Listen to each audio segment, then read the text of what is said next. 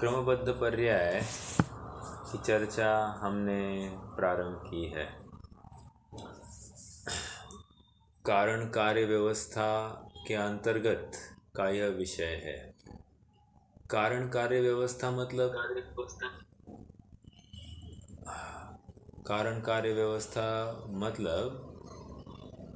कार्य, किसी विशिष्ट कार्य का कारण कौन, इसका जब ऊहापोह किया जाता है उसके अंदर की यह चर्चा है। कार्य कैसे होता है, कोई कहे उपादान से होगा, कोई कहे निमित्तों से होगा, कोई कहे पांच समवाय से होगा, कोई कहे षटकारकों से होता है, कोई कहे अनंतर पूर्वक क्षणवर्ती पर्याय से युक्त द्रव्य से होता है, कोई कहे तत्समय की योग्यता से होता है। ऐसे अनेक अनेक तर्क मिल रहे हैं और ये सब किसकी ओर इंगित कर रहे हैं, कह रहे कार्य कैसे हो रहा है। अब क्रमबद्ध पर्याय का यहाँ पर जो प्रयोजन है पढ़ने का, समझने का, वो इतना ही है कि जो कार्य हो रहा है, हुआ है और होने वाला है, वो कैसा है, निश्चित है या अनिश्चित है, नियत है या अनियत है, ये इसको समझना अत्यंत ज़रूरी है। जब कह रहे हैं क्रमबद्ध अर्थात क्रम नियमित, तो हमको सब बातें निश्चित दिखाई दे रही है अर्थात, और ये सब केवल ज्ञान ने इनको निश्चित क्रम से जाना है। क्यों जाना है? क्योंकि वो होने वाली है, वो दिख रहा है उस द्रव्य में, तो केवल ज्ञान जानेगा। अगर निश्चित क्रम नहीं दिखाई देता तो केवल ज्ञान में भी अनिश्चित क्रम ही दिखाई देता ना। लेकिन निश्चित क्रम दिखाई दे रहा है द्रव्य में, इसलिए केवल ज्ञान भी उसको निश्चित रूप से जान रहा है। और इसलिए ये क्रमबद्ध पर्याय मतलब क्रम नियमित पर्याय है और वो वस्तु का नियत परिणमन की ओर संकेत करता है। अर्थात क्रमबद्ध पर्याय ये द्रव्य नहीं है, गुण नहीं है, पर्याय नहीं है, समग्र वस्तु का नियत परिणमन को दी गई संज्ञा है। समझ में आ रहा है क्या? संज्ञा है, एक नामकरण किया गया है कि वस्तु व्यवस्था कैसी है, और जो जो इस वस्तु व्यवस्था को समझता है वो निर्भर हुए बिना नहीं रहता है। अर्थात जिसे जिसे निर्भर होना है उसे इस क्रम नियमित पर्याय को या क्रमबद्ध पर्याय को भली भांति यथार्थ रूप से समझना ही होगा। आइए हम कल जहाँ से रुके थे उस बिंदु से आगे बढ़ाते हैं। हमने चर्चा दूसरे पृष्ठ पर आए हैं जहाँ पर भूमिका ही थी और किस प्रकार ये हंसी मजाक का विषय ना हो, अत्यंत गंभीर विषय है, तो उस गंभीर विषय को उसी अनुपात में हम समझें और अपने जीवन में उतारने की कोशिश करें। आइए थोड़ा सा आगे बढ़ते हैं। एक मिनट। हाँ,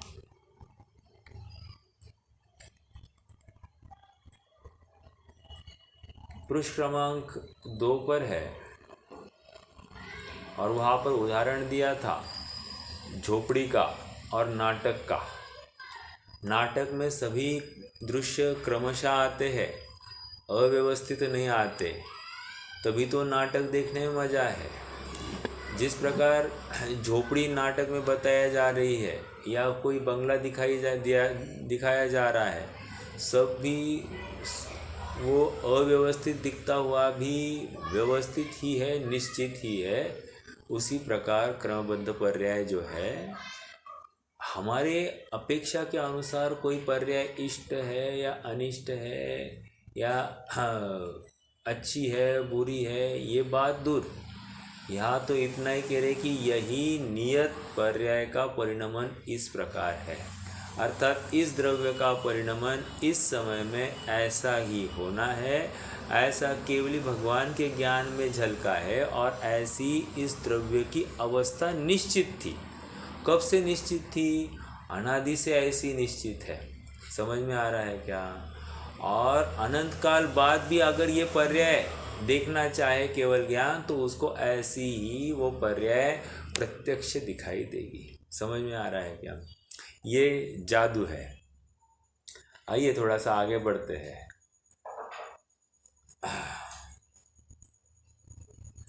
प्रत्येक द्रव्य का वह परिणमन व्यवस्था व्यवस्थित ही नहीं, स्वाधीन भी है।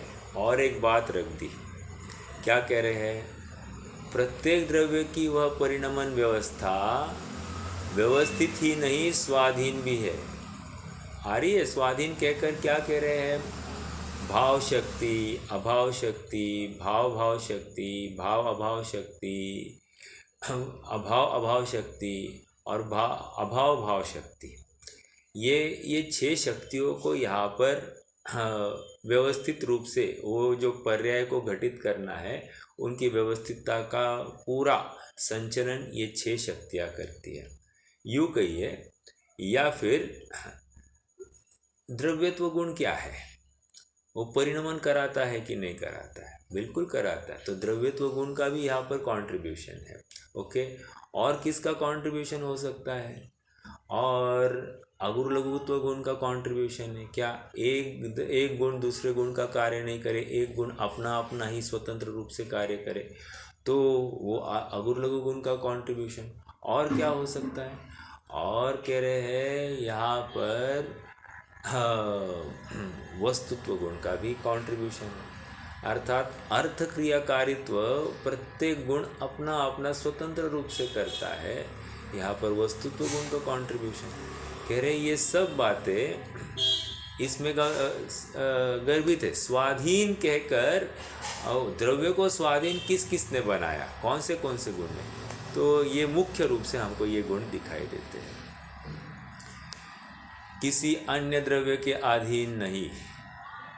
एक द्रव्य के परिणमन में दूसरे द्रव्य का कोई भी हस्तक्षेप नहीं है। जैसा कि सर्वश्रेष्ठ दिगंबर आचार्य कुंदकुंदन के प्रसिद्ध ग्रंथराज समयसार की गाथा 308 से 311 तक की आत्मख्याति नामक टीका में आचार्य अमृतचंद्र लिखते हैं। ये कहा क्या आधार दे रहे हैं? अब क्रमबद्ध पर्याय ये शब्द या प्रत्येक पर्याय निश्चित है, उसका सुव्यवस्थित क्रम है, किसके कौन सी पर्याय के बाद कौन सी पर्याय आने वाली है, ये सब निश्चित है। वो कहाँ लिखा है? तो पहला आधार यहाँ पर मिल रहा है 308 से 311 उसकी टीका। और किसकी? आचार्य अमृतचंद्र की। देखो, जीवो ही तावत क्रम नियमित आत्मपरिणाम रुत्पद्यमानो जीव एव नाजीवः। नाजीवः मतलब न अजीवः। ठीक है, फिर से, जीव ही तावत क्रम नियमित, आ रहा है क्रम नियमित, आत्मपरिणामय रुत्पद्यमानो। रुत्पद्यमानो मतलब उत्पद्यमानो, उत्पन्न होता है, उसमें जीव ही होता है, न अजीव। आ रही बात? अपने डायरेक्टली यहाँ से ही पहले भाव समझ। जीवो ही तावत क्रम नियमित आत्मपरिणामेर उत्पद्यमानो जीव एव न अजीव। ठीक है, अब दूसरी लाइन देखिए, एवं जीव एवं अजीवोपि। एवं म का हलंत होगा अजीव, अपि। अभी अजीव का क्या है? क्रम नियमित आत्मपरिणामेर। अजीव का भी कैसा है परिणमन? क्रम नियमित है। आत्म परिणामन मतलब उसके स्वयं के अधीन है। आत्म परिणामन मतलब क्या? आत्मा नहीं कहना है, आत्मा मतलब स्वयं के अधीन है। आत्म परिणामेर उत्पद्यमानो अजीव एव। वो अवग्रह चिन्ह आया ना, अवग्रह का अर्थ अ लेना है यहाँ पर, ठीक है। न जीव अर्थात अजीव स्वतंत्रता से, स्वाधीनता से परिणमन करता है। और कैसा परिणमन करता है? क्रम नियमित, अपने निश्चित क्रम में परिणमन करता है। मतलब उसका भी परिणमन सेटेड है।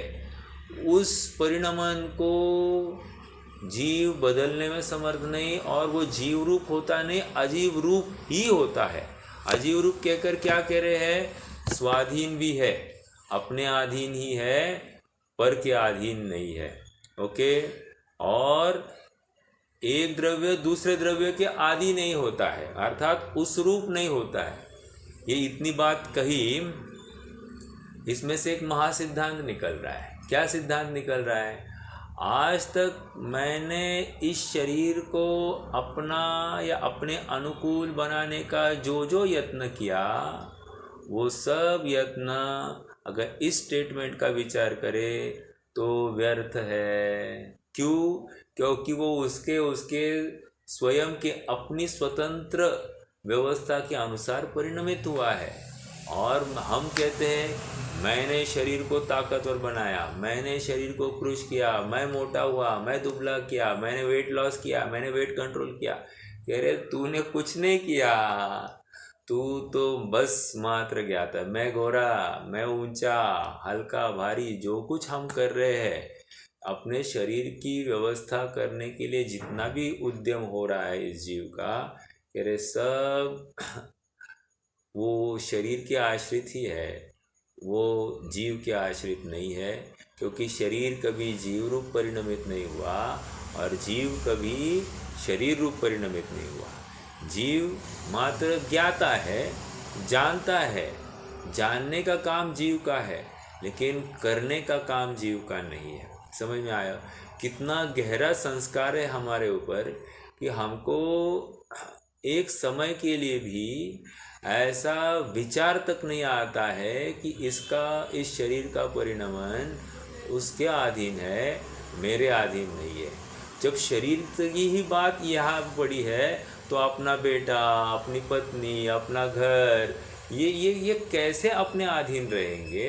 अर्थात जो भी परद्रव्य हमको दिखाई दे रहे वे हमारे अधीन है, ऐसा हम माने। ये कितनी हास्यास्पद बात है। समझ में आ रहा है क्या? और जब वो होती है तो समझना क्या? समझना इतना ही कि उस द्रव्य का परिणमन बराबर अपनी इच्छा के अनुसार हो रहा है और जीव भ्रम से उस परिणमन का स्वयं कर्ता बन बैठा है। उदाहरण मोक्ष मार्ग प्रकाशक का एक है, कोई बता सकता है वो उदाहरण?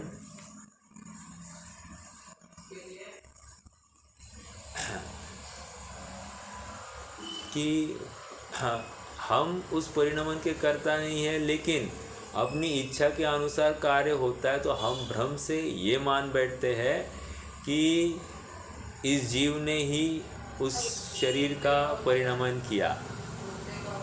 हाँ, गाड़ी के लिए जा रहा है, नहीं गाड़ी चला रहा। हाँ, लेकिन वो मोक्ष मार्ग का उदाहरण चाहिए था, मोक्ष मार्ग प्रकाशक। और वो हड्डी चबा रहा है और खून निकल रहा है। अच्छा, हड्डी चबाने की बात कर रहे हैं आप। ठीक है, वो भी एक है, लेकिन मैं अपेक्षा रख रहा था ये कुत्ता बैलगाड़ी के नीचे चल रहा है, राइट? और बैलगाड़ी, हाँ, आपने वही कहा क्या? ये वही कहा था मैंने। अच्छा अच्छा अच्छा, गाड़ी के, ठीक है। हाँ, तो वही कहना है मुझे कि गाड़ी के नीचे चलता हुआ जो कुत्ता है, वो कुत्ता वो भ्रम से ये मान रहा है कि मैं इस बैलगाड़ी को हाँक रहा हूँ, और जैसे ही मोड़ आता है बैलगाड़ी मुड़ती नहीं है, ये मुड़ना चाहता है और भौंकने लगता है, भोंकने के बावजूद भी बैलगाड़ी हिलती नहीं है, सीधी चलती है। तो बोल रहा है छोड़ो ना, गाड़ी तो चल रही है ना, तो बस मैं ही गाड़ी चला रहा हूँ।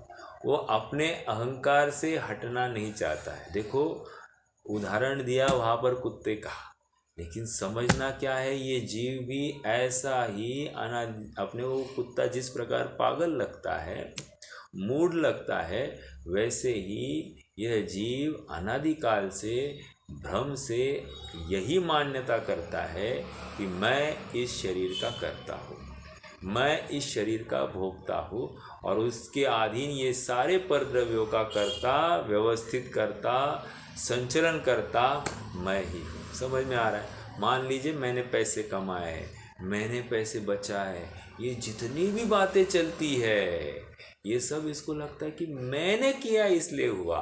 लेकिन ये क्रम नियमित था, ये इस समय में इस द्रव्य का परिणमन ऐसा ही होना था, और जीव भ्रम से मानता है उसमें कर्तृत्व।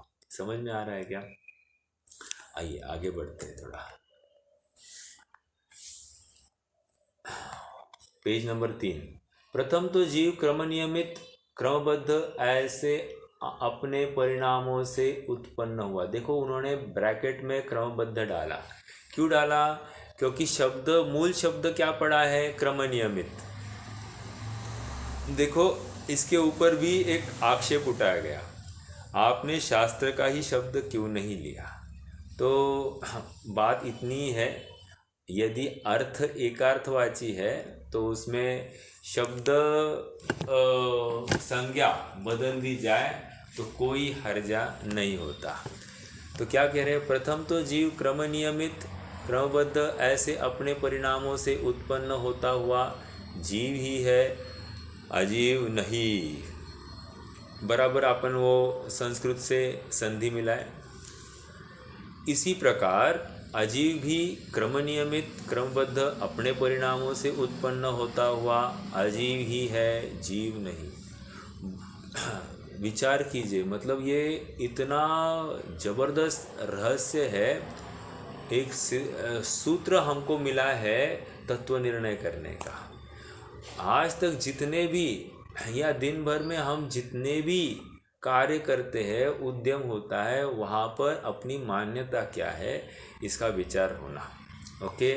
और हर मान्यता अपनी बराबर अजीव को अपनी इच्छा के अनुसार परिणमाने की हो रही है कि नहीं हो रही है। और हो रही है तो कह रहे हैं कि हमने वहाँ पर अजीव का कर्ता स्वयं को माना, अर्थात उसके परिणमन के स्वामी हम होकर बैठ गए।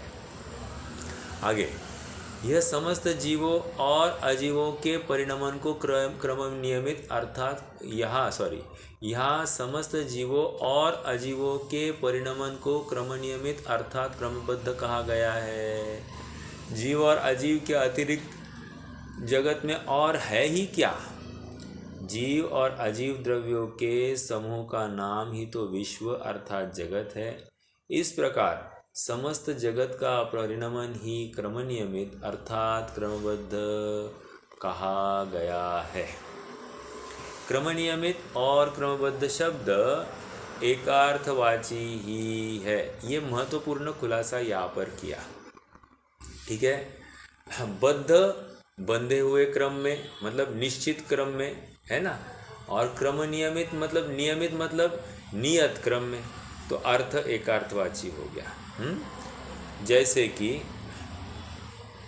जैन तत्व मीमांसा में स्पष्ट किया गया है। कौन है जैन तत्व मीमांसा? किसने लिखा है? किसी को याद है? किसी ने सुना है ये बात? देखो, जैन तत्व मीमांसा के संचालक या लिखने वाले फूलचंद जी सिद्धांत शास्त्री। ठीक है। प्रत्येक कार्य अपने स्वकाल में ही होता है। बहुत बढ़िया। देखो क्या कह रहे हैं? प्रत्येक कार्य अपने स्वकाल में ही होता है। स्वकाल मतलब क्या? स्वकाल पाठ समवाय में क्या कहेंगे? प्रत्येक कार्य अपने हाँ, काल लब्धि। ठीक है, स्वकाल मतलब काल लब्धि। हाँ, इसलिए इसलिए प्रत्येक द्रव्य की पर्याय क्रम नियमित है। क्या कहा? प्रत्येक कार्य अपने स्वकाल में होता है, इसलिए प्रत्येक द्रव्य की पर्याय क्रम नियमित है। कैसे लॉजिक लगाया देखो ना। हाँ, बात यह है कि मैं अब 10 साल बाद मेरी क्या अवस्था होने वाली है, ये सब निश्चित है, मेरे द्रव्य में पड़ी है। जीव की, हाँ, शरीर की बात नहीं, मैं असमान जाति द्रव्य पर्याय की बात नहीं कर रहा हूँ।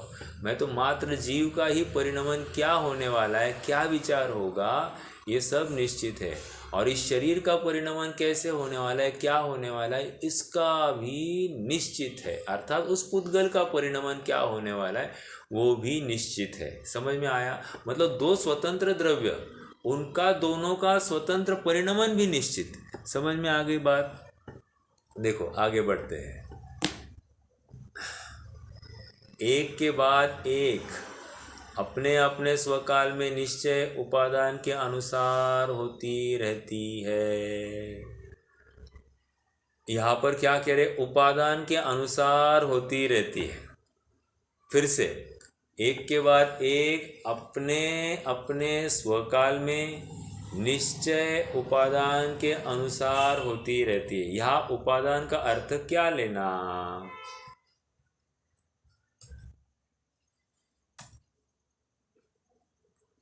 पांच समवाय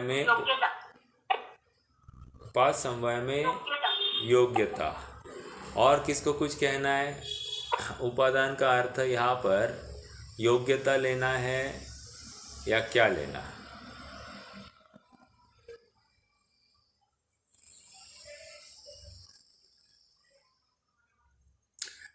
ठीक है, एकदम सही जवाब है। योग्यता ही इसको कहा जाएगा। ठीक है, होनहार, भवितव्यता, योग्यता। कौन सी योग्यता? देखो, दो योग्यताएं होती है। समझ में आ रहा है क्या? दो योग्यता, एक त्रिकाल योग्यता और एक वो कार्य होने की योग्यता। इसी को हम कहते हैं त्रिकाल उपादान कारण, एक बात, और एक होता है समर्थ उपादान कारण, दूसरी बात। समझ में आया? त्रिकाल उपादान कारण, वो त्रिकाल मिट्टी में घड़े रूप परिणमने की योग्यता त्रिकाल पड़ी है। लेकिन मिट्टी जब घड़े रूप परिणमित हो गई तो वो जिस समय में घड़े रूप परिणमित हो गई वो उसकी तत्समय की योग्यता कही जाएगी। अर्थात उसी को भवितव्यता कह रहे हैं। समझ में आ रहा है क्या? भवितव्यता, होनहार, ये सब एकार्थवाची। और योग्यता जब भी कहेंगे ना तो योग्यता दो प्रकार की, या उपादान भी जब कहेंगे तो दो प्रकार के उपादान कहे जाएंगे। एक त्रिकाल योग्यता और एक जिस समय में कार्य हुआ उस समय की योग्यता। जिस समय में कार्य हुआ वो भी निश्चित, और त्रिकाल योग्यता वो भी निश्चित। समझ में आ रहा है क्या? वो भी नियत है, नियत। प्रवचन सार के पीछे क्या है? 47 नयों का प्रकरण है, बराबर। 47 नय में 10 नय है। नियत नय, अनियत नय, दैव नय, पुरस्कार नय, स्वभाव नय, अस्वभाव नय। ये वहाँ पर 5 जोड़े हैं, 10 नय है। ये 10 जोड़े मतलब 5 जोड़े और कुछ नहीं, 5 समवाय है। समझ में आ रहा है क्या?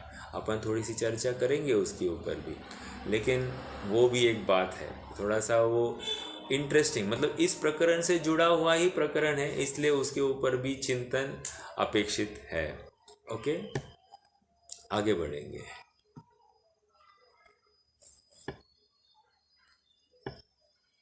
प्रत्येक कार्य अपने स्वकाल में ही होता है, इसलिए प्रत्येक द्रव्य की पर्याय क्रम नियमित है। एक के बाद एक अपने स्वकाल में निश्चय उपादान के अनुसार होती रहती है।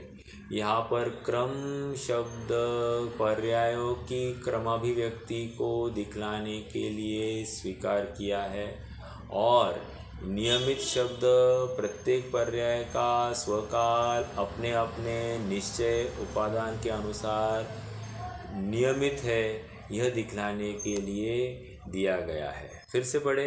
यहाँ क्रम शब्द पर्याय की क्रमाभिव्यक्ति को दिखलाने के लिए वन आफ्टर द अदर, एक पहले के बाद दूसरी, दूसरी के बाद तीसरी, तीसरे के बाद चौथी, ऐसी क्रम से बड़ी है वे पर्याय। ओके, बस अब वो उसके अपने काल में ही वो फ्लैश होने वाली है और अपना काल खत्म हो गया तो वो फिर से मुरझा जाने वाली है। जैसे पिक्चर का जो रील है, पिक्चर के रील पर क्या है, फोटोज़ है। समझ में आ रहा है क्या? वे फोटो कैसे है, क्रम से है। समझ में आया? हमको पिक्चर लगता है कि ये तो एक कंटिन्यूटी में लगता है, लेकिन सचमुच वो रील पर देखा जाए तो एक एक फ़ोटो ऐसा वहाँ पर लगा हुआ दिखाई देगा। तो कहने की बात इतनी, आपने कभी वो कैसेट देखी है? कैसेट पर बराबर एक के बाद एक ऐसे फ़ोटोज़ उसके ऊपर है, तो ये क्रम को दर्शाता है, क्रम का परिचायक है। ठीक है, प्रत्येक वो घटना क्रम से एक के बाद एक होने वाली ऐसी सुव्यवस्थित क्रम में वो रची गई है। तो वहाँ तो रचने वाला कोई और है, लेकिन यहाँ पर कह रहे हैं कि द्रव्य में किसने रची, द्रव्य में किसने रची नहीं, द्रव्य में त्रिकाल से ऐसी ही वो पड़ी है। ओके, और जब वो समय आता है उस समय में बराबर वो प्रकट हो जाती है। देखो कितनी सुव्यवस्थित व्यवस्था है। और इसमें बात रखनी है, जैसे अभी मैंने 1-2 मिनट पहले ही नियत नय और अनियत नय ऐसे शब्द यूज़ किए। नियत नय क्या कहता है कि नियत मतलब क्या, नियत मतलब नित्य, नित्यता की तरफ है, बराबर। आत्मा नियत है, निश्चित है, बराबर। और अनियत नहीं मतलब निरंतर चेंज हो रहा है, तो वहाँ पर अनियतता आ गई। ओके, ये एक अर्थ हुआ, एक दूसरा अर्थ हो रहा है, तो दूसरे अर्थ को यहाँ पर लगाना है हमको। प्रत्येक समय की पर्याय जो हो रही है ना, वो नियत है। नियत है मतलब क्या, निश्चित है, उसी समय में होने वाली है, उसके लिए किसी दूसरे वस्तु की सहायता की जरूरत नहीं। अर्थात वो पर्याय की स्वयं की सामर्थ्य ही ऐसी है कि वो प्रकट होने ही वाली है। कैसे होगी, क्या होगी, वो अपनी अपनी साधन सामग्री स्वयं जुटाकर वो वहाँ पर खड़ी होने वाली है। हमको उस साधन सामग्री को भी इकट्ठा करने का भार हमारे माथे पर नहीं है, वो पर्याय स्वयं अपनी सामर्थ्य लेकर आ जाती है। समझ में आ रहा है क्या? ये इतनी वो नियतपना उस पर्याय का है। और फिर उसमें अनियतपना कैसे लगाया जा सकता है पर्याय में? कह रहे हैं कि अन्य कारणों की तरफ से देखें तो फिर उसमें अनियतपना लगाया जाएगा। देखो, कर्म का क्षय उपशम, क्षय उपशम हो गया, इसलिए कर्म सापेक्ष हो गई है ये पर्याय, ऐसा जो कथन आता है उस समय में उसमें अनियतपना घटित किया जाता है। समझ में आया? मैंने नियति नय और अनियति नय की 2 विवक्षाएं खड़ी की, और उसमें वर्तमान प्रकरण में दूसरी विवक्षा लागू होती है। दूसरी विवक्षा क्या थी? दूसरी विवक्षा यह थी कि नियति नय, प्रत्येक समय में जो पर्याय प्रकट होने वाली है वो नियत है, निश्चित है, वो स्वयं के सामर्थ्य से प्रकट होने वाली है, उसको किसी दूसरे के वो स्वाधीन है, उसको दूसरे के अवलंबन की ज़रूरत नहीं। वो जितनी भी साधन सामग्री उसके उत्पन्न होने के लिए ज़रूरी है वो स्वयं अपने दम पर इकट्ठा करने वाली है। समझ में आया? किसी दूसरे को के ऊपर भार नहीं है कि इसका कार्य करना है अपने को, ऐसा भार नहीं है। समझ में आया? ये उस पर्याय का नियतपना। ओके, ये नियति नय भी ये कह रहा है। और उस पर्याय का अनियतपना क्या है? अनियतपना कह रहे हैं कि वो पर्याय जो प्रकट हो गई है वो किसी कर्म के क्षय उपशम या क्षयोपशम या उदय में प्रकट हुई है, ये उसका अनियतपना घटित किया। समझ में आया?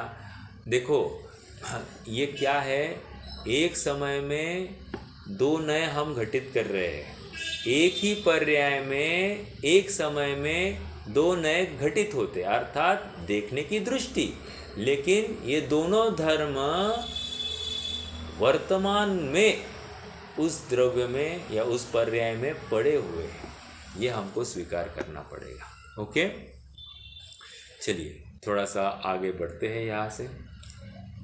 भैया जी यहाँ पे क्वेश्चन आ रहा है ना कि कोई मान लेगा कि सम्यक दर्शन की पर्याय जब आएगी तब निश्चित है तो तब कर लेंगे, तो वो इसका गलत अर्थ निकाल लेगा।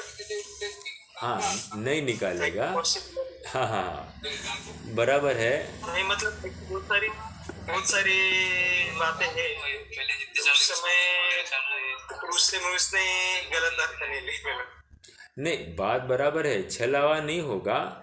एक्चुअली आगे अपन चर्चा करने वाले हैं। पुरुषार्थ स्वभाव नय अस्वभाव नय कहो या पुरुषार्थ नय दैव नय कहो, इसके माध्यम से अपन चर्चा करने वाले हैं। वो चर्चा आएगी तो अपने आप सब प्रकरण खुलते जाएंगे, एक एक पत्ता अपन खोलेंगे तो बहुत बढ़िया हो जाएगा। अभी वर्तमान हम इस प्रकरण के साथ में चले। देखो क्या हो रहा है, आपको बताओ। आपकी बात बिल्कुल सही, आपको लग रहा है कि फिर पुरुषार्थ का क्या, ये प्रश्न आगे चलकर स्वयं शंका समाधान या इंटरव्यू में वहाँ पर खड़ा होने वाला है कि हमारे पुरुषार्थ का क्या, फिर पुरुषार्थ करना कि नहीं करना, या ऐसा ही जब हो रहा है सब होते देना, तो ये प्रश्न खड़ा होता है। इन शॉर्ट अगर आपको, हाँ सुनील भाई आपको भी प्रश्न है क्या, यही प्रश्न है? नहीं मैं ये सोच रहा था अगर आदमी अगर ऐसा सोचता रहेगा तो उसको सम्यक दर्शन होएगा ही नहीं। हाँ बेसिक है ना। ऐसा जो सोचता है तो उसको होने का सवाल ही पैदा नहीं होता। हाँ, तो यहाँ पर यही कह रहे हैं, एक कार्य होने में 5 कारण होते हैं, बराबर अपनी चर्चा हुई थी। 5 समवाय होते ही होते हैं। 5 समवाय में से एक भी समवाय कम होना तो कार्य होगा ही नहीं। मान लीजिए उपादान है, होनहार है, सॉरी होनहार नहीं कहेंगे, उपादान है, निमित्त है, बाकी क्या है, पुरुषार्थ है, ये सब है, लेकिन होनहार नहीं है, तो कार्य होगा क्या? नहीं होगा, 100% नहीं होगा, 60%, 50% भी नहीं, 100% नहीं होगा। समझ में आ रहा है क्या? तो कहने की बात इतनी है, 5 समवाय जिसको समझ में आए ना, उसको क्रमबद्ध पर्याय समझने में ज़्यादा तकलीफ नहीं। देखो 5 समवाय में क्या है, पहला उपादान, राइट। उपादान मतलब स्वभाव, स्वभाव त्रिकाल स्वभाव, ओके। स्वभावगत योग्यता होनी ही चाहिए, द्रव्य में स्वभावगत योग्यता होनी ही चाहिए। ये नहीं हो तो कार्य ही नहीं होगा, वहाँ पर कार्य का विचार करना गलत ही है। समझ में आया? जैसे मैंने उस दिन बताया था, एक कागज़ लिया था हमने, कागज़ को हमने फाड़ने की चेष्टा की थी, लेकिन उसके बदले एक डंडी ले लीजिए, उस डंडी को फाड़ने की चेष्टा करेंगे तो फटेगी नहीं, फटेगी ना। तो कह रहे हैं कि उसका वो टूटना है, फटना नहीं है, और फटना अलग प्रकार से होगा। कहने की बात ये है कि उसमें वैसी योग्यता पड़ी होनी चाहिए, तब तो काम होगा। योग्यता ही नहीं है तो काम नहीं होगा। एक बात स्वभाव हो गया। फिर दूसरी बात क्या हुई? पुरुषार्थ। पुरुषार्थ मतलब क्या? उसको कारण कार्य व्यवस्था में कह रहे हैं, अनंतर पूर्वक क्षणवर्ती पर्याय से परिणमित द्रव्य को पुरुषार्थ कहते हैं। आप चाहो तो ये नोट कर लीजिए, अनंतर पूर्वक क्षणवर्ती पर्याय से युक्त द्रव्य को पुरुषार्थ कहते हैं। अनंतर पूर्वक क्षणवर्ती पर्याय से युक्त द्रव्य मतलब उपादान, क्षणिक उपादान नंबर 1। ये एकात्वाची है, मैं जो ये पॉइंट्स रख रहा हूँ, क्षणिक उपादान नंबर 1। क्षणिक उपादान मतलब क्या? ये समर्थ उपादान कारण है। समर्थ उपादान कारण मतलब क्या? ये जब होता है तब कार्य होता ही होता है। समझ में आया? इसको समर्थ उपादान कह रहे हैं। वो त्रिकाल स्वभाव, वो भी उपादान, लेकिन वो पुरुषार्थ जरूरी है। जैसे जीव को सम्यक तो हुआ, उसके पहले करण लब्धि का परिणाम होगा कि नहीं होगा। जहाँ जहाँ करण लब्धि त्रिकरण परिणाम होगा, उस समय नियम से ये जीव सम्यक दृष्टि होगा ही होगा। ये क्या हो गया? पुरुषार्थ। समझ में आया? इसी को क्या कह रहे हैं? अनंतर पूर्वक क्षणवर्ती पर्याय से युक्त द्रव्य। वहाँ उस द्रव्य में त्रिकरण परिणाम दिखाई देंगे ही देंगे। ये हो गया अनंतर पूर्वक क्षणवर्ती पर्याय, मतलब क्षणिक उपादान नंबर 1, उसी को पुरुषार्थ कह रहे हैं। वही अनंतर पूर्वक क्षणवर्ती पर्याय से युक्त द्रव्य। ओके, पुरुषार्थ हो गया, उपादान हो गया। तीसरा होनहार है। होनहार मतलब कार्य।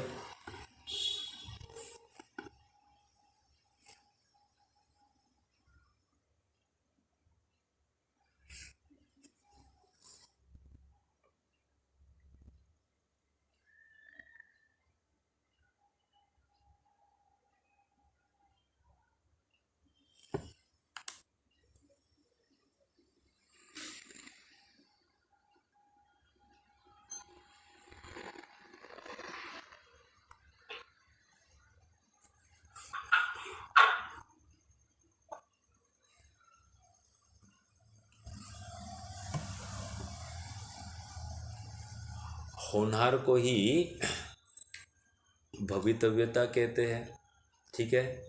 या फिर समर्थ उपादान कारण नंबर 2, अर्थात उत्तर पर्याय से परिणमित द्रव्य, उसी को योग्यता, अभी जो आया ना, योग्यता, भवितव्यता, होनहार, ये सब एकार्थवाची।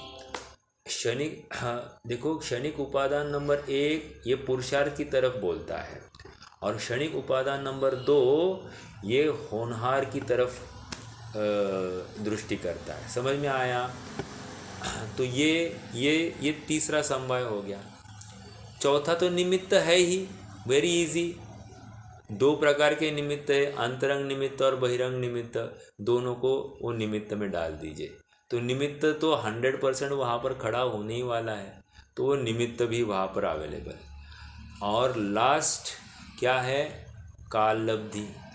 काल लब्धि मतलब तत्समय। तत्समय हम क्या कहते हैं? तत्समय की योग्यता।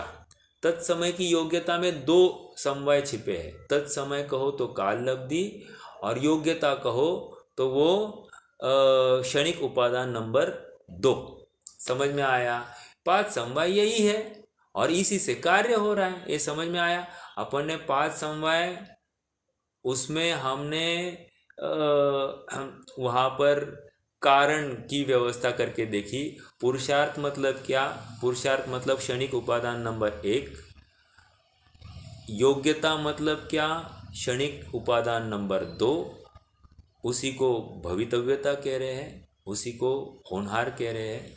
और तत्समय मतलब काल लब्धि। ओके, निमित्त तो परद्रव्य है, उसमें कोई हमको शक नहीं। और उपादान, त्रिकाल उपादान, वो स्वभाव। ओके, ये सब 5 समवाय जहाँ पर होंगे वहाँ पर कार्य होता ही होता है। लेकिन एक समय में हम क्या कहेंगे? कार्य, अब मैंने ये क्रमबद्ध पर्याय कहकर यहाँ पर हमको ये समझाना चाह रहे हैं कि अनादिकाल से इस जीव के ऊपर जो कर्तृत्व का अहंकार है, भाव है, उस कर्तृत्व के अहंकार को तोड़ने के लिए कह रहे तुम क्रमबद्ध पर्याय को मानो। नहीं तो ये असीम कर्तृत्व का अहंकार पाल रहा है ना, इस अहंकार को तोड़ने के लिए ये कहा जा रहा है। समझ में आया? इसका मतलब तुम पुरुषार्थ मत करो, ये कहाँ से लाई बात? इसका मतलब कदापि नहीं है कि पुरुषार्थ मत करो। पुरुषार्थ जैसा कार्य होना है वैसा, फिर से कह रहा हूँ, जैसा कार्य होना है वैसे पुरुषार्थ भी होता ही होता है। समझ में आया? वो छिपा है, उसमें छिपा है। तो कहा जाएगा एक, समझना है पाँच। क्या कहा जाएगा एक और समझना है पाँच। पाँच की हयाती में ही कार्य होता है और कहेंगे एक की वजह से कार्य हुआ। समझ में आया? जैसे कहा जाएगा कि सुनील भैया फैक्ट्री चलाते हैं, लेकिन फिर अकेले सुनील भैया फैक्ट्री चलाते हैं?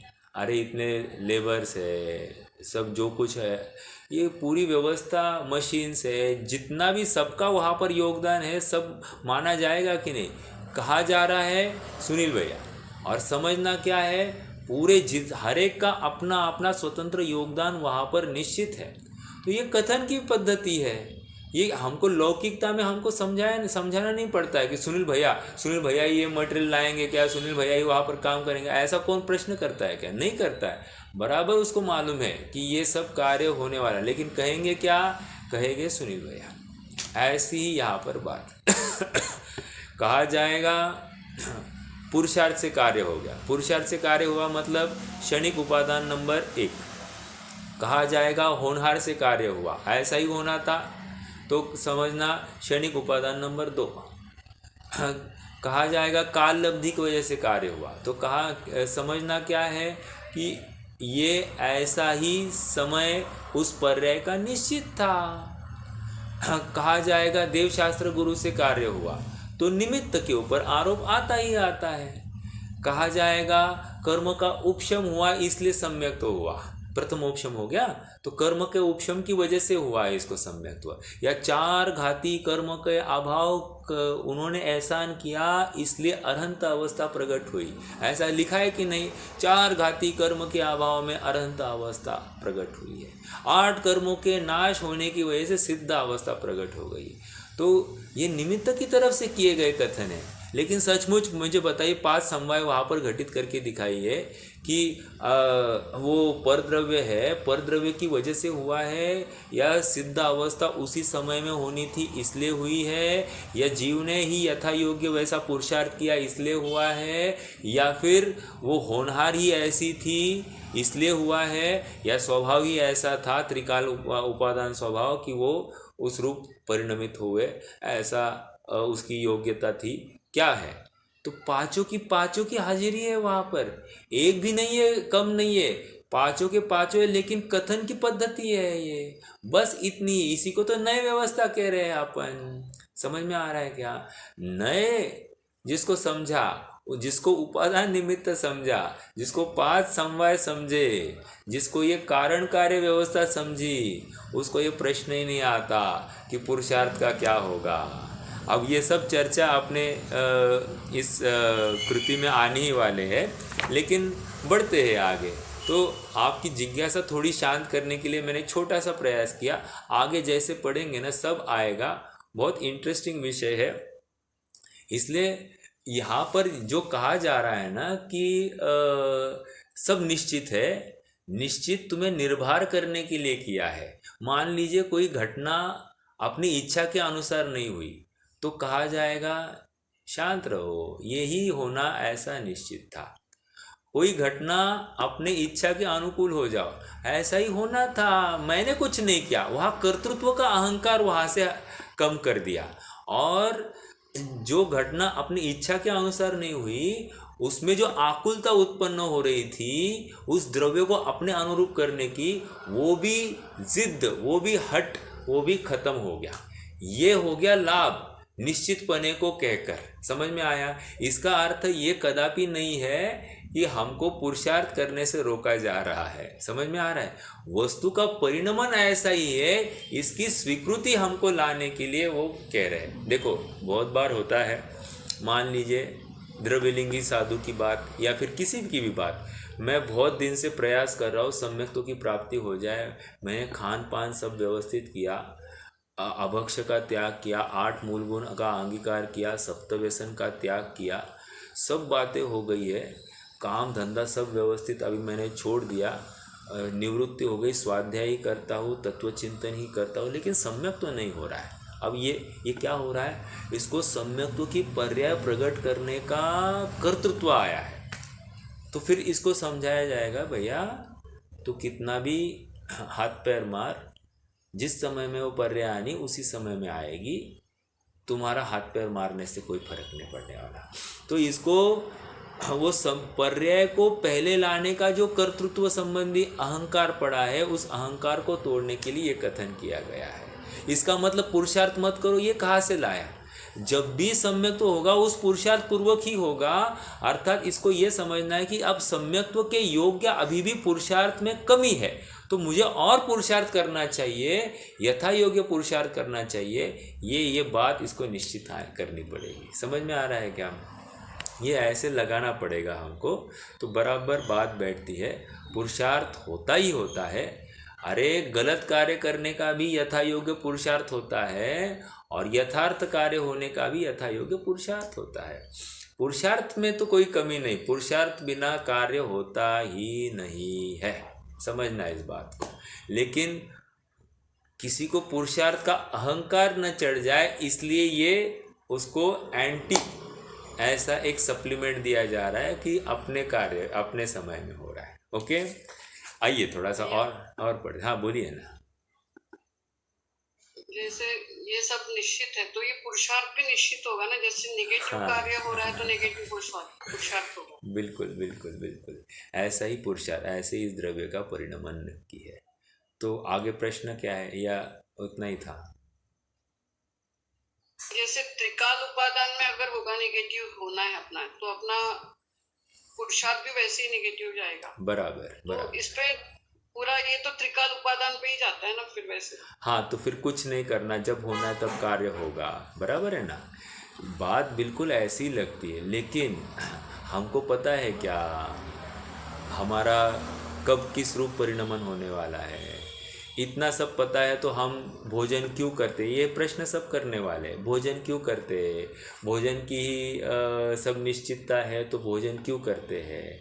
पैसा कमाने के लिए प्रयास क्यों करते हैं? अगर पैसा आना निश्चित है तो क्यों करते हैं? तो कह रहे हैं कि हमको पता नहीं, एक बात। और दूसरी बात ये है कि यथा योग्य प्रयास किया जाना चाहिए, और फिर जितना मिला उसमें समाधान स्वीकार मानना, ये ज़रूरी बात है।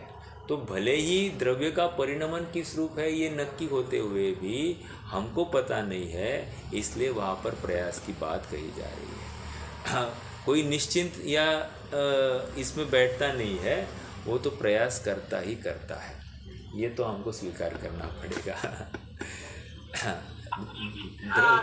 जो हम कार्य का पुरुषार्थ लेते हैं वो तो परद्रव्य के आदि नहीं होता है ना, कोई सभी कार्य नहीं पुरुषार्थ नहीं, आप गलत ही बोल रहे हैं। हाँ, ये तो अज्ञानता हो गई। परद्रव्य के आश्रित जो कोई उद्यम किया जा रहा है ना, वो तो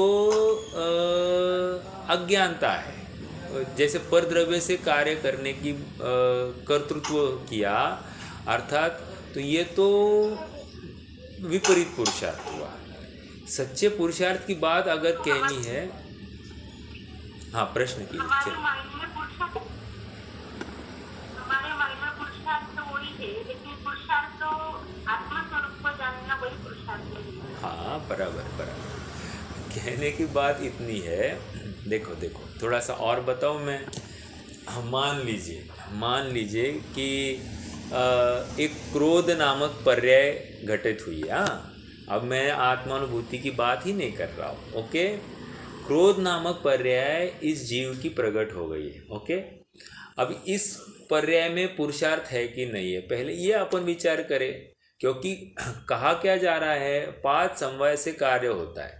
तो क्रोध नामक पर्याय में 5 समवाय घटित हो रहे हैं कि नहीं हो रहे हैं, तो देखते हैं अपन।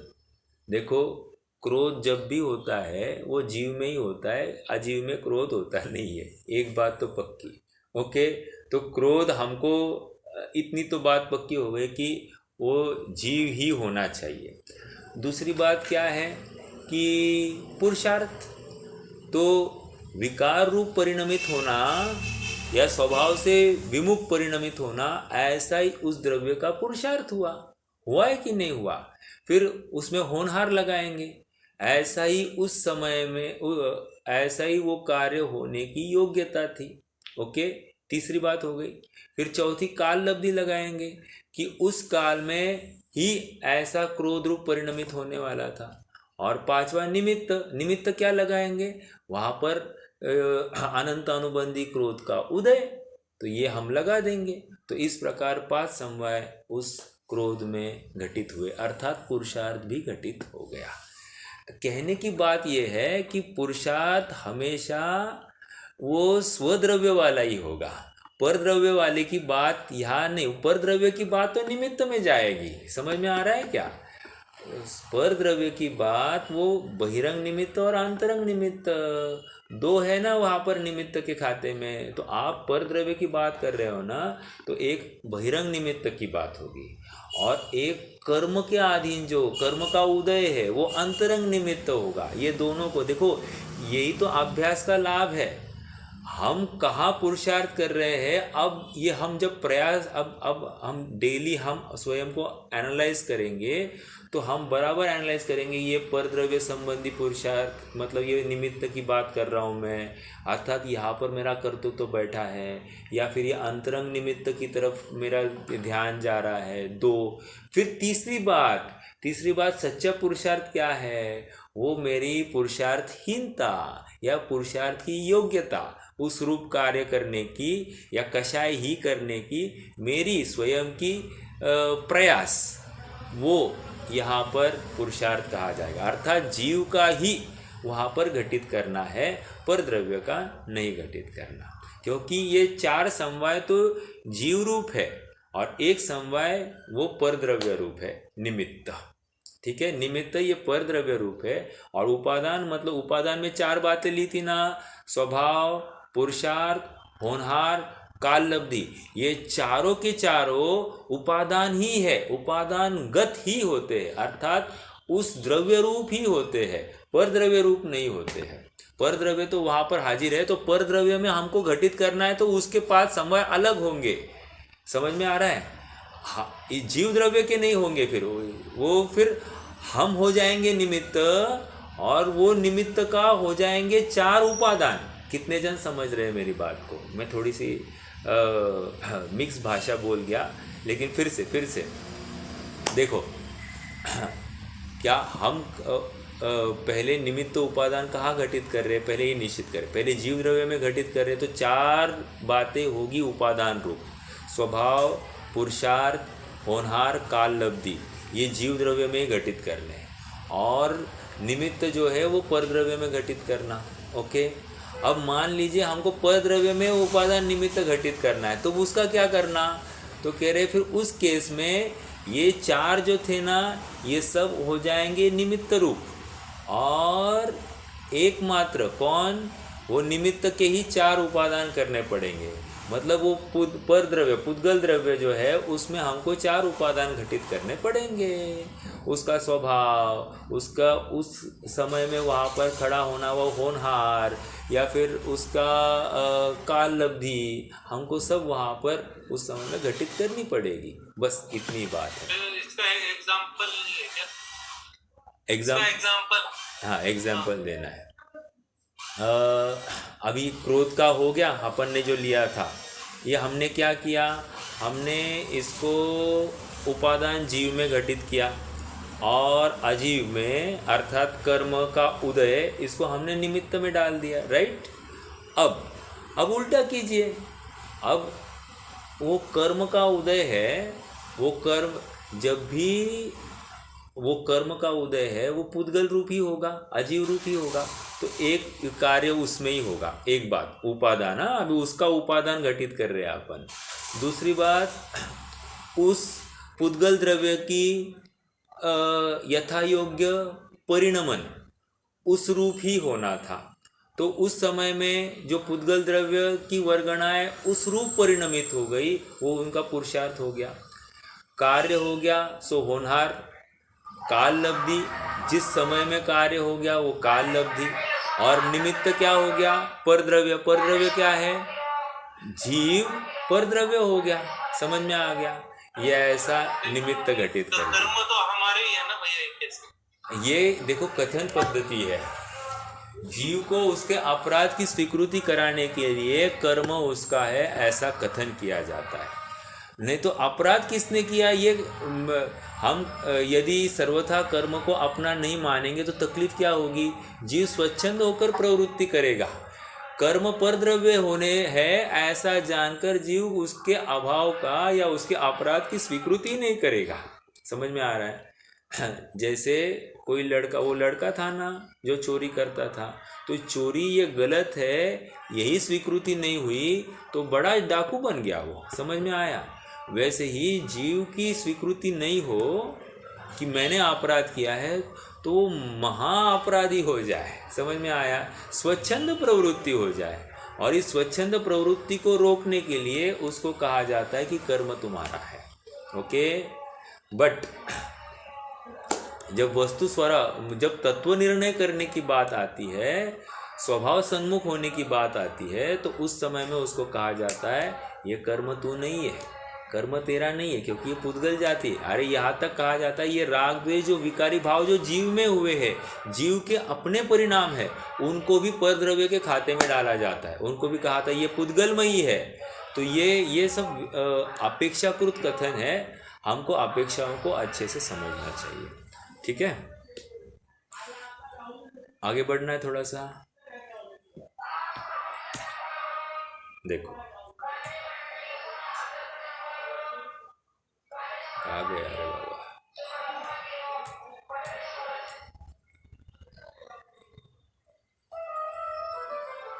हाँ,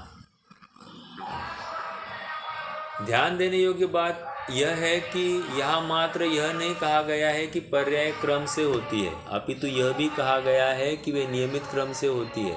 आशय यह है कि जिस द्रव्य की, हाँ ये इम्पोर्टेंट बात है, जिस द्रव्य की जो पर्याय जिस काल में जिस निमित्त से व जिस पुरुषार्थ पूर्वक जैसी होनी है, उस द्रव्य की वह पर्याय उसी काल में उसी निमित्त व उसी पुरुषार्थ पूर्वक वैसी ही होती है, अन्यथा नहीं होती। यह नियम है। 5 समवाय घटित किए यहाँ पर, देखा क्या किसी ने? कोई बताएगा? जिस द्रव्य की जो पर्याय जिस काल में जिस निमित्त से वह जिस पुरुषार्थ पूर्वक, बोलिए 5 समवाय बोलिए मुझे, इसमें कौन बताएगा? जिस द्रव्य की मतलब स्वभाव, त्रिकाल स्वभाव। ओके। जो पर्याय मतलब होनहार, जिस काल में काल लब्धि, जिस निमित्त निमित्त, जिस पूर्व पुरुषार्थ, यहाँ पर पुरुषार्थ आ गया। समझ में आ गया क्या? 5 समवाय यहाँ पर घटित की। ओके। ऐसे ही होता है। 4 समवाय होती है उपादान रूप, 1 समवाय होती है निमित्त रूप। निमित्त मतलब परद्रव्य, और जीव जो, और हम जो अनादि से प्रयास कर रहे हैं ना, परद्रव्य में कर रहे हैं। और इसलिए सबसे पहले उन्होंने जो कोई कोट किया है वो आत्मख्याति का कोट लगा दिया और कह दिया कि जीव अपने क्रम नियमित परिणाम से परिणमता हुआ जीव रूप ही परिणमित होता है, अजीव रूप नहीं। और अजीव अपने क्रम नियमित परिणाम से परिणमित होता हुआ अजीव रूप ही परिणमित होता है, जीव रूप नहीं। वो अपना स्वतंत्र स्वाधीन परिणमन करता है। ये बात यहाँ पर समझा रहे। ठीक है, आगे बढ़ेंगे। हाँ, देखो ना कितनी बातें हैं यहाँ पर। मतलब हम कहते हैं कि हमने बच्चों को बड़ा किया, बच्चों को संस्कार डाले। यहाँ पर कह रहे हैं कि उस बच्चे के द्रव्य का, जीव द्रव्य का परिणमन ऐसा ही होना था, और उसमें हम निमित्त यहाँ पर खड़े हैं। समझ में आया? और हमको क्या लगता है, हमने उसे संस्कारित किया है। जब तक वो स्वयं समर्थ नहीं है तब तक हम उसे कुछ देने में समर्थ नहीं। बहुत बार ऐसे होता है ना, मान लो कोई टीचर है, टीचर कहे कि देखो ये मेरा स्टूडेंट ये चीफ मिनिस्टर हो गया, ये मेरा स्टूडेंट ये कलेक्टर बन गया। तो उसको धीरे से बोला, ये देखो ये एक स्टूडेंट है, तुम्हारा वो स्टूडेंट चोर भी हुआ है, या एक स्टूडेंट है तुम्हारा वो साधारण काम करता है, होटल में काम करता है, तो इनकी बातें क्यों नहीं करता है? ये भी तो कहना है, कोई एक स्टूडेंट ऐसा परिणमित हुआ, एक स्टूडेंट ऐसे परिणमित हुआ, मतलब क्या?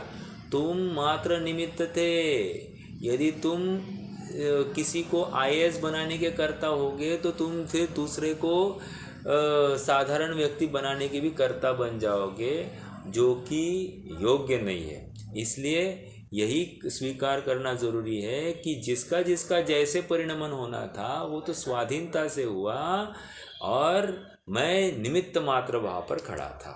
ओके, और यही वस्तु व्यवस्था है। मतलब द्रव्य का परिणमन उसके अधीन है। हमको लगता है कि हम परद्रव्य के आश्रय से द्रव्य का परिणमन करा रहे हैं, जो कि गलत है। यही मिथ्या भ्रांति है, यही भ्रम है और यही अपुरुषार्थ है, मतलब विपरीत पुरुषार्थ है। और सच्चा पुरुषार्थ क्या है? सच्चा पुरुषार्थ तत्व निर्णय है। सच्चा पुरुषार्थ जैसी वस्तु है, जैसा उसका परिणमन है, जैसी उसकी वस्तु व्यवस्था है, उसकी सहज स्वीकृति ही सच्चा पुरुषार्थ है। और हम इसी पुरुषार्थ से चूक रहे हैं। ओके, देखो आगे बढ़ना है।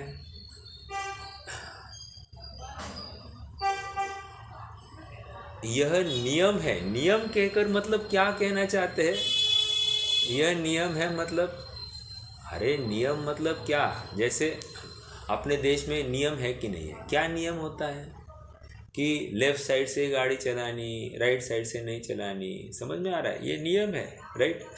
हाँ, अगर नियम को तोड़े तो दंड है, बराबर।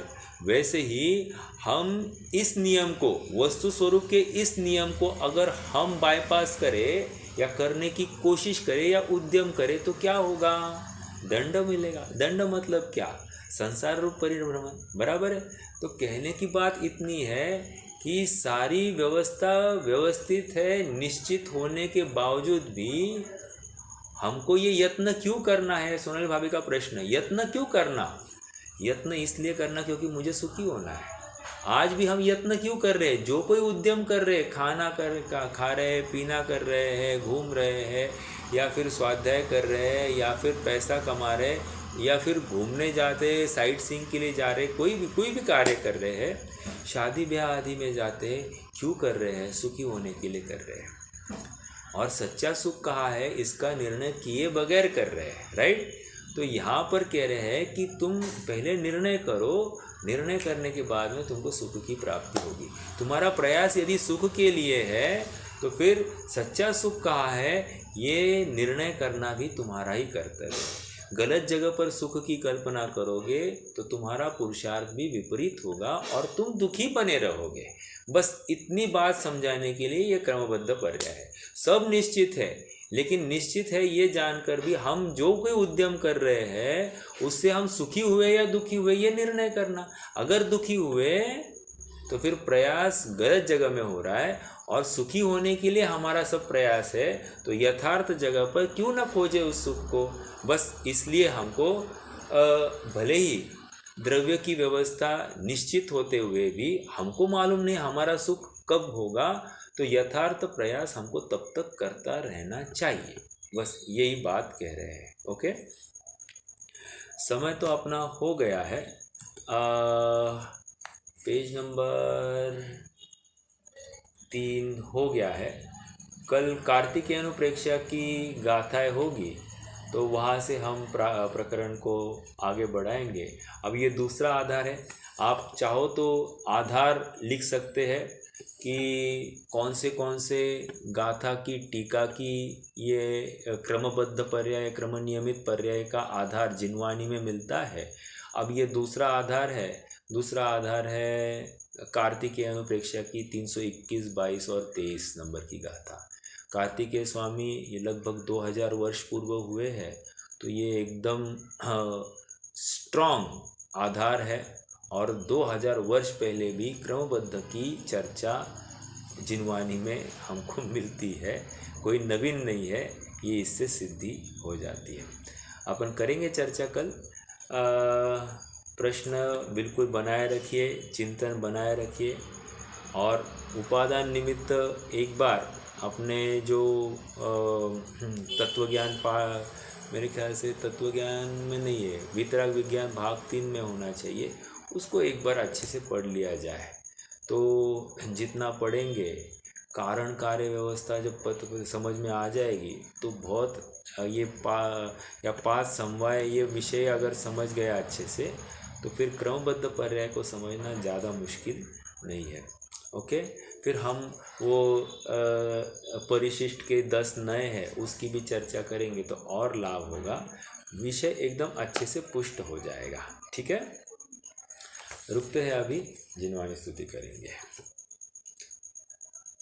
निज निधि निज में बताई यह अनंत उपकार है, इसके लिए जिनवाणी माँ को वंदना शत बार है, इसके लिए जिनवाणी माँ को वंदना शत बार है।